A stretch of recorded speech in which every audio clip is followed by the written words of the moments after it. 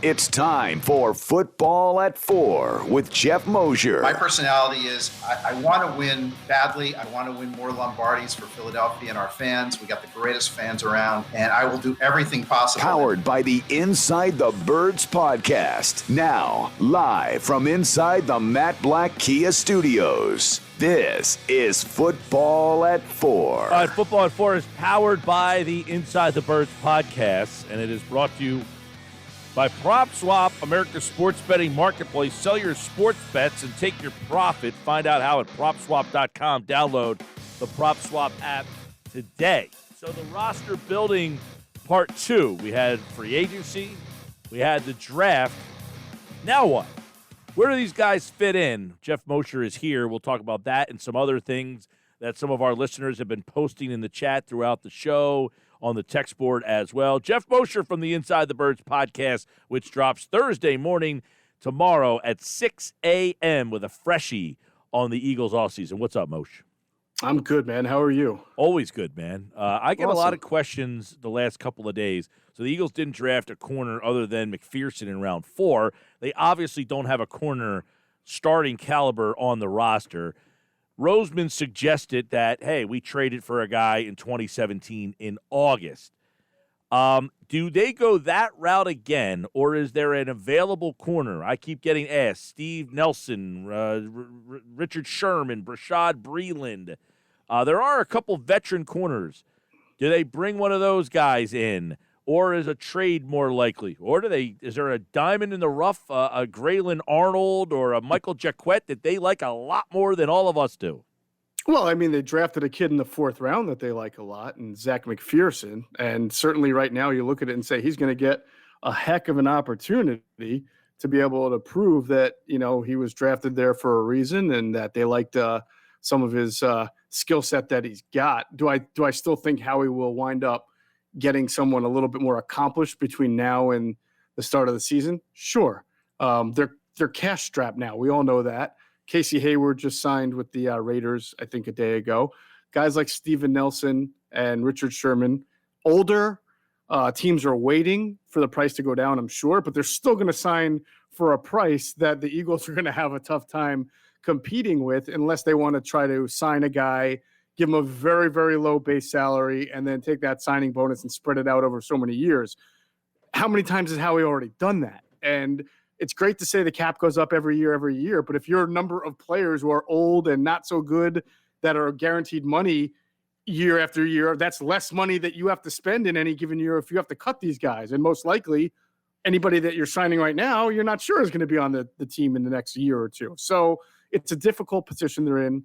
I think once they get through the Zach Ertz hurdle and clear some money there, it might help them out a little bit. But still, I think they would rather be young than old, and they would rather look for an opportunity to trade for someone like a Ronald Darby that we've talked about, who has some years of control and is cost controlled at the time that you get him. And there's a bunch of new coaches. There's new schemes. That's what happened to Darby, right? He was in a scheme when Sean McDermott took over there that was different than, I think, when who was the defensive coordinator for that? Was it Schwartz or was it Rex Ryan? I don't even remember. Rex Schwartz was there. Then Rex Ryan became the head coach and took over. Right. So I'm sure this scouting staff will be really good and diligent at looking for potential players who are decent at the position but may not fit the scheme anymore. Yeah, there's one other. Garyon Conley is another guy who's a free agent. He was a first-round pick a couple of years ago. He's been one of those guys who's had injury issues. He feels like an Eagles signing. Injury issues, had potential, get him in our system, and we can get our hands on him. That to me, Garyon Conley, for all the people listening and watching, sounds like the type of guy they would make a move on. Cheap, prove it to me. Yeah, he might be too young, though. He's still only been in the league a few 25, years. If he was 29, I would say that exactly. But there will be someone. I'm sure of it. Yeah, but you would like to, real quick, you would like to at least, though, see if McPherson can claim this job. I mean, you would like to see – you're not going to have a first-round pick in a Pro Bowler at every position. So you would like to see if this kid can compete and win that job out of camp. Right. That would be, I mean, I guess an ultimate win is if your 4th-round pick came in and he was the guy that you say we've got to put him on the field. On the flip side, you might be saying if we have to play our 4th-round pick, we might be in some trouble on that side of the field because, he might not be ready to play every, snap out there. You'd like to see that he can get on the field. But a lot of this is they don't really have an outside corner on the roster. They don't really even have a guy, Craig James. We don't know, Michael Jacquet, Graylin Arnold. I mean, there's a bevy of guys that I'm probably forgetting that I don't think any of us think are ready to be a starting outside corner in this league. Heck, Kayvon Seymour was doing concrete pouring for 3 years before they finally picked him up last year. Yeah, he's a real Kurt Warner in the making, I'm sure. Right? Stocking shelves. But no, I mean, you're right. And I know the Eagles have not released yet their list of undrafted free agent signings. And some of the names that you reported had seen, I don't think they've signed a corner. So the question is, well, why wouldn't you really sign one on a corner? And the answer is, well, you've got 5 guys who pretty much qualify as undrafted rookie free agent type corners anyway, whether it's Jacquet, Graylin Arnold, the guy Kayvon Seymour, or Shaquille Taylor, who actually wasn't undrafted, but, is basically bouncing around here. So it's not like they need a bunch of bodies. They got bodies. They need talented players. So we'll see what happens. Correct. All right. So I want to get your thoughts on – you guys talk to Greg Cosell regularly and post-draft here and kind of pick your brain on some of the things that stood out about the way the Eagles might use Landon Dickerson here. Where do they see him? How does he factor into this season, if at all? I know Howie said they anticipate him being ready. Right. Do they look at him as a center, a guard, as a kind of depth guy all the way across the line? Because Nick Sirianni did indicate, he even played some tackle too, but we do view him as an inside guy. So what's something that Greg Cosell maybe says about where they think about this kid? Well, he does have tackle size at 6'6", 325, but not just not athletic enough on the outside to really – I'm sure he could play it in a pinch and hold his own. He almost has a Runyon-esque type of skill set. So if he had to, you'd probably want to play him at right tackle instead of left. Although nowadays, the way they have pass rushers on each side being similar, it's probably not that much of a difference. But he's much better as a center or a guard. I mean, he'll eventually be a center. The question is, can he get on the field this year? I don't think that they're going to – and look, as we sit here today, anything's on the table, right, because they're in such a transition. I think ideally they want to bring Isaac Seumalo back at left guard. Jason Kelsey's coming back at center, and it seems like Brandon Brooks is safe right now at right guard. And maybe is there a deal to be made where they can trade Brandon Brooks to make room for Landon Dickerson? It's possible. The only issue is, and we're going to talk about this a lot in the years to come, he's one of those guys that has so much guaranteed money down, next year, the year after, that if you were to get rid of him this year, that drains into your current salary cap. So it's going to be hard to move him and have the space to take on the money that's going to drain in to this year's cap. So I'm not saying it can't be done. They obviously can move Zach Ertz to clear room. They can restructure Derek Barnett's contract if they feel comfortable doing that to clear some room to be able to inherit it. But, they may just want Brandon Brooks to stay to continue to develop the quarterback and the offense and just assume that someone's going to get hurt and Dickerson can get in there. But it will be difficult if no one gets – you don't want Landon Dickerson, who's – I think it's fair to say he's got so much toll on his body from the injuries. You don't want to sit there wasting time on the bench doing nothing if you think he can play right now. So this will be one of those discussions I'm sure they have at training camp as to, is he back? Is he playing at training camp? Is he ready to compete? And is he that good that we really do need to make a move to clear room for him? Yeah, that would be interesting. Like, we pretty much feel there's going to be a battle for left tackle between Dillard and Mailata, right? Those two guys will battle there. Do they have a legit battle for the left guard spot between Dickerson and Seumalo, and then use Seumalo as kind of the swing guy? Not swing tackle, guard and center. Yeah, I mean, I don't see that only because they've committed to Seumalo for the long haul. He's a pretty good player. He's still young. I would think it's Brooks that they would have to make the decision on him because of his age and his injury history of whether it's worthwhile holding on to him or just kind of trying to find a taker. Wow.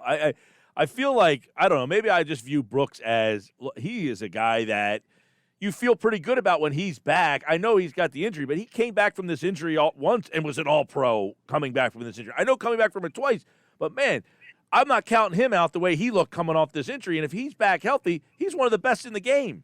Yeah, but unfortunately, this is not a discussion that revolves around talent. It's about age, it's about injury history, and about money first and foremost, and what he's owed compared to being able to have your nice cost-controlled left guard in Seumalo, and then an even nicer cost-controlled rookie in Dickerson be able to play right guard, and then you move that big contract. Yeah. You do have to wonder. I know he's come back from several injuries and he's reshaped his body, but can he still be their right guard for 3 more years? I'm talking about Brandon Brooks now. Is it worth having that? That's a question for Howie and his staff to come up to answer. I think this is interesting because if he's on this team and they play, if he's on the roster at the start of the season and he plays, and then the team has success, it's kind of hard to, if he plays really well, it's kind of hard to say, hey, we're going to move on from you because you were a part of the success. We already have you under contract. They have him and Johnson under contract for, I think, 2 and 3 more years. Yeah, I don't think that would be a trade deadline move. I think it would be more of a training camp type move to get, what you can for him at that time. You're right. If you're doing at the deadline, I mean, you could see how the team is doing. And if it's not, here's what I have trouble kind of answering questions with, because a lot of people are on this is supposed to be a developmental year anyway. I'm not expecting the Eagles to win the Super Bowl. I'm just trying to see Jalen Hurts' development. And then yet the same people will be like, what are you doing at cornerback? What do you mean Zach McPherson's going to be your starter on the outside? He's a 4th-round pick. He's not ready. And then I'll go back, but wait, you said it was a developmental year. So can you pick a side to? Well, I didn't say that. I'm just saying when you take the temperature of the fan, they're completely accepting of development on one area, but completely intolerant of development in another area. So I don't know how to answer it when people say that. But, yeah. No, but I think if you've listened to Howie, read between the lines a little bit, he was on with John Clark on his podcast and said, no, we're not rebuilding, we're retooling. And, Sal Powell was on 2 Fridays ago and said the same thing, that, inside that building, he's been told that they think they can win the division this year, that they're closer than people outside the building think, which tells me they feel that the injuries were a big reason why this team struggled. And, of course, the quarterback play. And guess what? They remedied that. They got rid of the guy. They did get rid of it. Now, we have no idea if they upgraded. We just know they got rid of it, and they got rid of the coaching staff. And so there's a lot of newness. I think that also speaks to the fact that, look, no team has won the division 2 years in a row since 2003, 2004 Eagles, if I'm not mistaken. So that's going on 17 years now, which is amazing if you think about it. But yeah, there's no one team in the NFC East that you look at and you go, damn, that's a heck of a team right there. I mean, Anybody can win it. I still like Washington. I liked them last year. I like them again this year because I love the young front seven that they have. And I think they're building the right way for the first time in a long time. Of course, they can always screw it up. But yeah, obviously Dallas with Dak coming back is going to be pretty difficult to beat at times too. But no one is unbeatable in that division. So the Eagles shouldn't have to concede anything at this moment. Let me get your opinion. I was having a conversation with somebody about this. This is what I love about post-draft is now you have the guys on the team and you're moving forward, and it's like, all right, how do I picture this guy? Devonta Smith is obviously making the team. That's not a question. Jalen Reagor is obviously making the team. After him, is anybody else definitively making the team, or do you feel that you've got a big battle for 3, 4, 5, and if they keep a 6 wide receiver? No, that's something Adam and I talked about on the podcast that dropped Monday morning, is that there is going to be great competition at wide receiver. You're right. Smith makes the team. Jalen Reagor makes the team. As we sit here today, it's hard to see Greg Ward not making the team because of his production and his leadership, and he's probably the elder statesman, as scary as it is to say, of the wide receivers. But let's face it, he's not the most explosive guy, and they want to be a more vertical team. And if you have if Travis Fulgham kind of comes back better and can play that X, then that's going to move Devontae and Jalen into the slot a little bit more and give you that vertical element. And then Hightower and Watkins can play the Z, the outside Z, because they have speed. They can also play the slot. So do I think that Greg Ward is not going to make the team? No. But do I think he's competing like he should every year because he's that kind of a guy that you're always looking to upgrade over? Yeah, I think that's fair to say. So there's a lot of competition that will be after the. I think Fulgham would have to really, because he's got size, Mike. He's the only one that has like decent size. He'd have to really have a bad training camp not to make it. But after that, it's a nice little game of who's who. I mean, J.J. Arcega-Whiteside, I forgot to mention him too. Yeah. He's got size as well. He's got a new look. If I'm him, I feel like I have a little bit of a reprieve. There's a new staff. It's a new mentality. It's supposed to be a very wide receiver friendly coaching staff. He is a natural X, which they don't really have with some size. So he'll get an opportunity. The only thing is, if he doesn't play well enough to be in your top 3, he's not a special teams guy. So he's not going to make the team this year as a not great second round pick who's a fringe roster play. I can't see him being the 5th or 6th wide receiver because he's really not a producer on special teams. Yeah, that's the question, I guess, is at what point now do you get to the point where I can't just keep you because you were a second-round pick? And quite frankly, John Hightower, Quez Watkins, who were drafted last year, I guess if they're not part of the plans, they're not any, especially Hightower. Watkins didn't, he was inactive a lot last year, but Hightower got a lot of playing time relative to his draft position. I would imagine if this coaching staff says that, we're not married to you either. Well, yeah, I mean, what the coaching staff saw last year when they evaluated the tape, right, was a guy who showed the ability to get open on specific downfield routes, but only caught about 50% of the balls that were put there for him to catch. So, and maturity issues, as many rookies deal with. I mean, it's a tough acclimation, and last year was even tougher because of the pandemic, but no excuses year 2. You got to have learned that, put it behind you, and show that you can be reliable down the field when the quarterback throws you the ball. What's, in your mind, the deal with Ertz? Is he here? Do they just say, you know what, we feel like we're better with him? I mean, Howie made the comment that, hey, is there a higher possibility that he's gone? No, I still think he's gone. I think this feels like, excuse me, how the Carson Wentz situation lingered out and people started to think, well, maybe Carson Wentz isn't going to be traded. And whenever there was a public statement about it, oh, it's, Carson Wentz is our quarterback. He's a big part of our team. He's like one of our fingers. Now you're hearing Zach Ertz and how valuable he is and productive. At the end of the day, I don't see him being back with the team. Yeah, one's I don't think he wants to be. So well, and that's another interesting part of this. I mean, because salary-wise, they got themselves under the cap. Do they just feel like, hey, his contract's gone anyway, we might as well just keep him for the last year? Yeah, but they got to pay those rookies. So, I don't know how far under the cap they are, and you always have to make sure you have some money in case you have to sign some players or trade for a player in the middle of camp or season. So, if Dallas Goedert's your number 1 tight end and you're running more of a purer West Coast offense, and you're not 12 personnel heavy anymore, and look at all the investment they put in at wide receiver, it would be ridiculous now just to be a 2 tight end offense with what they've got. So it just doesn't compute. It doesn't match up. I don't see him being on the team. Yeah, that's interesting. And I guess it's interesting. I think we brushed on this Monday a little bit, but if Ertz is part of a trade for a corner, much like Jordan Matthews was. Yeah, it would have to be Ertz and probably some draft compensation to get a corner, depending on who that cornerback is. If it's a 1-year guy, maybe you do a one for like an Ertz for a veteran guy who's got 1 year left. Darby had 2 left plus the ability to franchise, so it was almost like 3 when they traded for him. So the Bills weren't just going to take a Jordan Matthews on 1-year deal. They got a third. And yeah, that's what I'm saying. They weren't just going to accept Jordan Matthews out of it. They needed something that was a little bit more worthwhile and valuable to them. All right. Well, I, for one, am looking forward to some of these battles at training camp. I think they have some interesting ones. We just hit on just a few of them. Left tackle, we threw out there. We didn't really break it down much, but left tackle is going to be one. Wide receiver room, very interesting. I'm interested to see what they do with Gainwell. I guess him and Boston Scott now. Now, does Boston Scott now have a chance to get cut? So that's just on the offensive side of the ball, and I'm sure there's some other things that we're missing. But we got plenty more football at 4. The new Inside the Birds podcast drops tomorrow morning at 6 a.m. Make sure on your way to work you check that out. Inside the Birds, 6 a.m. tomorrow. And then Adam Kaplan is here on tomorrow's edition of Inside the Birds. Football at 4. We'll get his first opinion on this new draft class and some of the things that have come out. And since then, fist pump to you there, Tom Donahue. Boom.